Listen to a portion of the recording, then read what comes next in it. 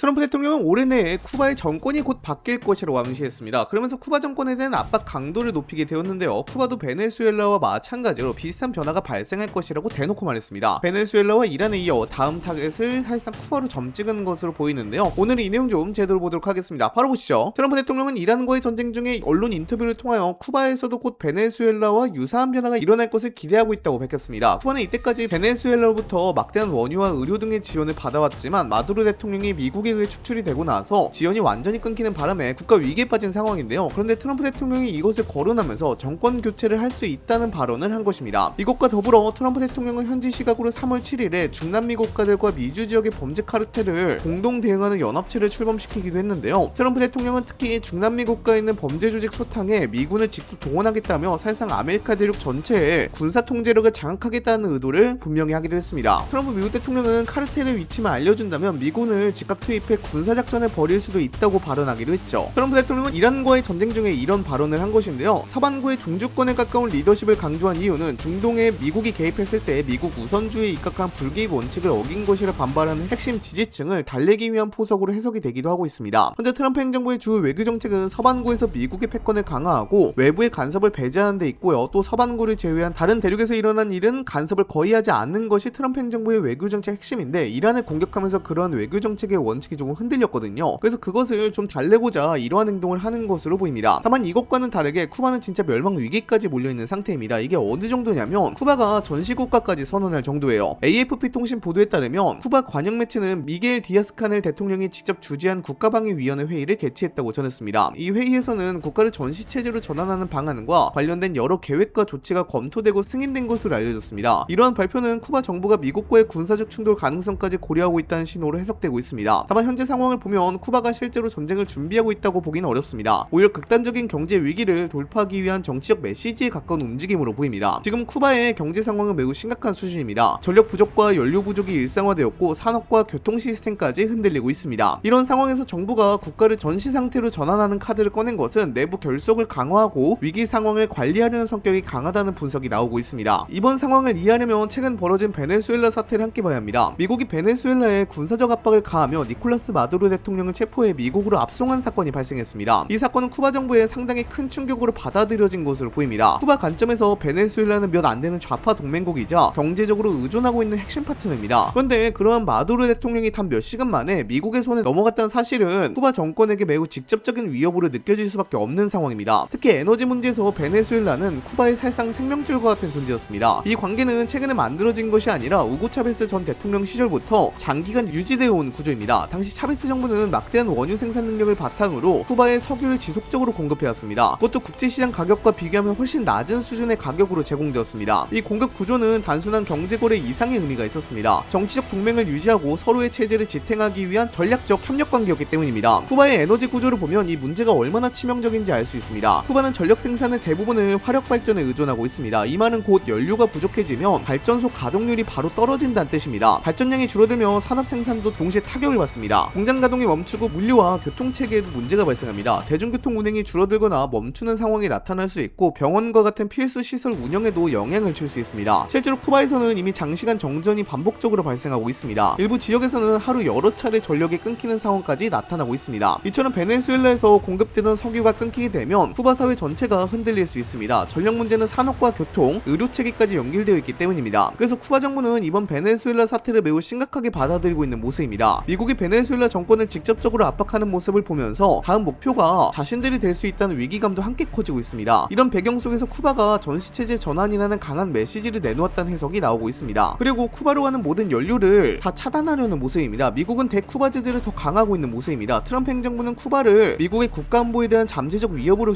재규정하였고요. 쿠바의 원유나 정지유를 공급하는 제3국과 기업에 대해서도 관세, 금융제재를 부과할 수 있는 근거를 마련하였습니다. 그렇다 보니까 2020년 이전에는 10만에서 12만 배럴 정도의 하루 원유 확보 물량이 현재는 5만에서 6만 배럴로 뚝 떨어진 상태입니다. 거기다가 쿠바로 직접적으로 가는 에너지 자체가 줄어들다 보니까요. 그대로 전력 생산 감소로 이어지게 되었는데요. 앞서 말씀드린 것처럼 쿠바는 발전의 90% 이상을 화력 발전에 의존하는 구조인데 연료 부족으로 발전소 가동률이 60-70% 수준까지 하락하면서 하루에 8시간에서 12시간 정도 순환 정전이 일상화되는 지역이 늘어났습니다. 당장 2026년에 GDP 성장률은 -5%까지 떨어질 수 있다는 분석도 나오고 있죠. 거기다가 쿠바는 관광산업 산업에 상당히 의존하는 나라인데요. 항공유 확보가 힘들어지면서 국제선 운항 편수가 굉장히 줄어든 상태입니다. 2025년 대비 20-30% 정도 감소했거든요. 그리고 호텔 객실도 40% 정도는 비어있다고 합니다. 굉장히 심각하죠. 사실상 쿠바 전체를 봉쇄하게 된 건데요. 미국이 이렇게 쿠바를 강하게 압박하고 봉쇄에 가까운 정책을 펼치는 데에는 또 다른 중요한 이유가 있습니다. 바로 러시아와 중국의 존재입니다. 쿠바라는 나라는 지리적으로 미국과 너무 가깝습니다. 플로리다에서 불과 150km 정도 떨어진 곳에 있는 나라입니다. 미국으로서는 사실상 자국의 바로 앞바다에 있는 섬이나 마찬가지입니다. 이런 위치에 러시아나 중국 같은 경쟁 강대국이 영향력을 확대한다는 것은 미국에 매우 민감한 문제입니다. 그래서 미국은 쿠바 문제를 단순한 외교 갈등이나 이념 충돌 정도로 보지 않습니다. 국가 안보와 직결된 문제로 인식합니다. 러시아는 최근 몇 년 동안 쿠바와의 관계를 다시 강화하려는 움직임을 보였습니다. 군사협력 가능성이 언급되기도 했습니다. 실제로 러시아는 쿠바와 에너지 협력, 관광 협력, 군사기술 협력 등을 확대하려는 시도를 이어왔습니다. 물론 러시아가 소련 시절처럼 대규모 군사기지를 설치할 가능성은 낮습니다. 그러나 미국으로서는 러시아가 상징적인 수준이라도 군사적 존재감을 보이는 것 자체가 매우 불편한 상황입니다. 미국은 이미 유럽에서 러시아와 전략 경쟁을 벌이고 있는데 자국 바로 앞마당에서까지 러시아 영향력이 확대되는 것을 절대 원하지 않습니다. 중국 역시 마찬가지입니다. 중국은 러시아보다 훨씬 더 조용한 방식으로 쿠바에 접근하고 있습니다. 중국 기업들은 쿠바의 통신 인프라, 항만 시설, 전력망 같은 기반 시설에 관심을 보여왔습니다. 특히 최근에는 쿠바의 전력난 문제를 해결하기 위한 재생에너지 프로젝트와 전력망 개선 사업에 중국 자본이 참여할 가능성이 거론되고 있습니다. 이런 움직임은 겉으로 보면 경제협력처럼 보일 수 있습니다. 그러나 미국의 시각에서는 다르게 보입니다. 인프라 투자라는 것은 결국 장기적인 영향력을 의미하기 때문입니다. 항만이나 통신망 같은 시설은 평시에는 경제시설로 사용되지만 필요할 경우 군사적 활용도 가능하기 때문입니다. 이런 배경 때문에 미국은 쿠바 문제를 지역 문제로만 보지 않습니다. 글로벌 전략 경쟁의 일부로 보고 있습니다. 미국이 유럽에서는 러시아를 견제하고 인도태평양에서는 중국을 압박하는 전략을 펼치고 있습니다. 그런 상황에서 서방구에서는 또 다른 경쟁 거점이 만들어지는 것을 차단하려는 움직임이 나타나고 있습니다. 쿠바는 바로 그 지점에 있는 나라입니다. 지금 상황을 보면 미국이 당장 군사력을 투입해 쿠바를 직접 압박할 가능성은 그리 높아 보이지 않습니다. 항공모함 전단을 카리브해로 끌고 와서 무력 시위를 벌이거나 군사 충돌을 감수할 이유가 미국으로서는 크지 않기 때문입니다. 이미 수십 년 동안 이어져온 경제 제재와 금융 봉쇄만으로도 쿠바의 체력은 상당히 약해진 상태입니다. 외화 보유액은 바닥에 가까워졌고 연료와 식량 부족으로 국민 생활은 갈수록 어려워지고 있습니다. 이런 상황에서는 굳이 위험을 감수하며 군사 행동을 할 필요 없이 현재 압박 구조를 유지하는 것만으로도 충분한 효과를 낼 수 있다고 판단할 수 있어 보입니다. 특히 최근 몇 년 동안 쿠바 경제는 구조적인 위기를 겪고 있습니다. 관광 산업이 크게 위축된 데다 해외 송금까지 제도로 제한되면서 달러 유입이 크게 줄어들었습니다. 여기에 전력난까지 겹치면서 도시 곳곳에서 장시간 정전이 반복되고 있고 공장과 교통 시스템 역시 정상적으로 돌아가기 어려운 상황입니다. 주민들이 생필품을 구하기 위해 몇 시간씩 줄을 서는 모습이 일상이 되어버렸고 젊은 세대는 대거 해외로 떠나고 있습니다. 내부 체력이 이렇게 약해진 상태라면 외부 충격이 크지 않더라도 체제가 흔들릴 가능성은 점점 높아질 수밖에 없습니다. 여기에 베네수엘라 상황까지 겹치면서 쿠바의 숨통은 더 좁아지고 있습니다. 그동안 쿠바는 베네수엘에서 들어오는 원유를 통해 에너지 문제를 어느 정도 버텨왔습니다. 그러나 베네수엘라 정권 자체가 큰 타격을 받게 되면 이 공급망 역시 언제든지 흔들릴 수 있습니다. 만약 에너지 공급이 크게 줄어들게 되면 쿠바 경제는 지금보다 훨씬 빠른 속도로 흔들릴 가능성이 있습니다. 전력 생산이 줄어들면 산업 활동이 멈추고 교통과 의료 시스템에도 큰 영향을 미치게 됩니다. 이런 악순환이 이어지면 국가 운영 자체가 상당히 어려워질 수 있습니다. 미국으로서는 이런 흐름을 지켜보는 것만으로도 전략적 목표에 가까워질 수 있습니다. 직접 개입하지 않아도 쿠바 내부에서 경제와 사회 구조가 흔들리며 체제 안정성은 크게 약해질 수 있기 때문입니다. 그래서 지금의 봉쇄와 압박 전략은 군사 행동보다 훨씬 비용이 적게 들면서도 효과는 길게 이어질 수 있는 방식으로 평가됩니다. 국제사회에서 군사 개입에 대한 비판을 피할 수 있다는 점도 미국에는 중요한 요소죠. 그렇게 군사적 개입보다는 봉쇄를 계속 이어나가며 쿠바를 압박할 것 같습니다.